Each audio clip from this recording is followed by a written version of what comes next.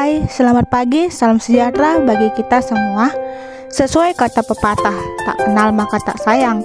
Tapi alangkah baiknya kita tak kenalan karena takutnya malah sayang sendiri. Tapi saya tetap perkenalkan diri. Nama saya Dini Hartati Luman Gaul dengan NPM 2213200117 dan rekan saya Ambon Hasiolan Sagala dengan NPM 2213200110. Selanjutnya, dosen mata kuliah penyuluhan pertanian kami yang kami hormati dan kami segani, yaitu Ibu Helena Tajor Papahan. Kami dari Universitas Metodis Indonesia. Di Universitas Metodis Indonesia, tepatnya di Fakultas Pertanian. Di Fakultas Pertanian kami ada dua prodi, yaitu prodi Agribisnis dan prodi Agroteknologi. Dan kami dari prodi Agribisnis.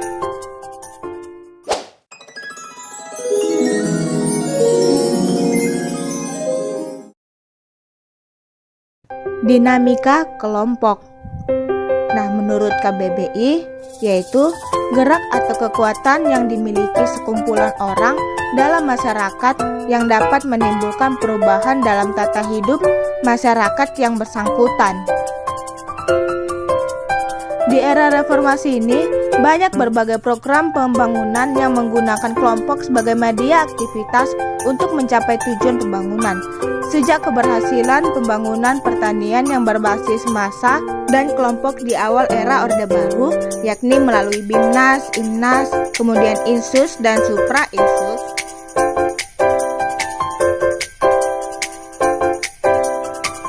Kurt Lewin, seorang ahli teori medan atau field theory, merumuskan bahwa perilaku orang dipengaruhi oleh keadaan diri pribadi atau personality dan lingkungannya, yang kemudian berkembang ke dalam kelompok dan selanjutnya dikenal dengan teori dinamika kelompok. Teori dinamika kelompok dari Lewin menyatakan bahwa perilaku kelompok mencapai tujuan merupakan fungsi dari semua situasi yang ada, baik situasi yang ada dalam kelompok maupun di luar kelompok itu tersebut. Oleh karena itu, dalam rangka meningkatkan dinamika sosial petani dalam konteks pembangunan pertanian menuju kedaulatan pangan, adalah menggerakkan petani dan kelompoknya melalui pembinaan yang intensif berdasarkan pendidikan orang dewasa atau andragogi.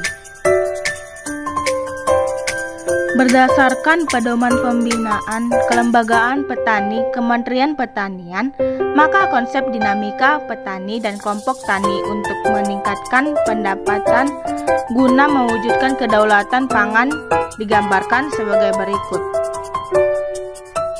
Nah, berdasarkan Rales bahwa para petani adalah petani lahan sempit, maka dalam upaya mendinamiskan diperlukan intensif dukungan modal usaha, sarana dan prasarana, serta penghargaan guna memotivasi mereka.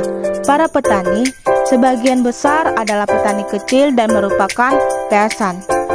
Dalam kondisi seperti ini, modal merupakan unsur yang penting dalam usaha meningkatkan pendapatannya. Karena itu, peran pemerintah atau pemilik dana sangat penting dalam menggerakkan petani dan kelompoknya agar mampu mewujudkan kedaulatan pangan. Terkait dengan para petani merupakan petani kecil, maka dukungan sarana dan prasarana amat penting untuk mendinamiskan kelompok tani. Tidak kalah pentingnya adalah petani dan kelompok tani perlu dukungan penghargaan. Harga hasil pertanian yang layak juga merupakan penghargaan bagi petani di samping penghargaan-penghargaan lain yang bisa memotivasi petani dan kelompok tani untuk kreatif dan inovatif. Banyak kelompok tani yang mampu berkembang. Dengan demikian, biarlah kelompok tani yang maju ini juga melakukan mitra kerja dengan berbagai lembaga yang terkait. Artinya yang melakukan mitra kerja dengan lembaga lain itu bisa kelompok tani atau gabungan kelompok tani atau gapoktan. Selanjutnya, unsur-unsur dinamika kelompok. Unsur dinamika kelompok yang pertama yaitu tujuan kelompok.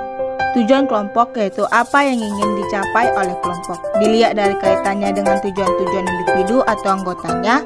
Tujuan yang tidak jelas dan tidak formal dinyatakan sering menyebabkan kekaburan bagi anggota dan tidak memotivasi anggota untuk bergelut dalam kegiatannya. Yang kedua, ada struktur kelompok. Struktur kelompok yaitu bagaimana kelompok itu mengatur dirinya sendiri dalam mencapai tujuan yang diinginkan, terutama yang menyangkut struktur kekuasaan atau pengambilan keputusan. Yang ketiga, ada struktur tugas, yaitu apa yang seharusnya dilakukan di dalam kelompok sehingga tujuan dapat tercapai. Yang keempat yaitu pembinaan kelompok. Pembinaan kelompok yaitu upaya menjaga kehidupan kelompok dan upaya-upaya peningkatan partisipasi anggota. Untuk itu, kelompok harus selalu mengusahakan adanya kegiatan-kegiatan yang melibatkan para anggota serta menyediakan fasilitas yang diperlukan. Yang kelima adalah kekompakan kelompok. Kekompakan kelompok yaitu adanya rasa ketertarikan yang kuat di antara para anggota terhadap kelompoknya.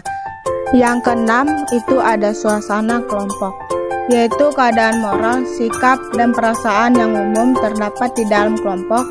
Ini dapat dilihat dari anggota apakah bersemangat atau apatis terhadap kegiatan dalam kehidupan kelompok.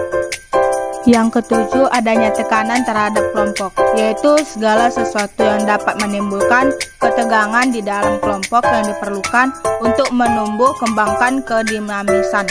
Tekanan itu sendiri dapat berasal dari dalam atau luar kelompok.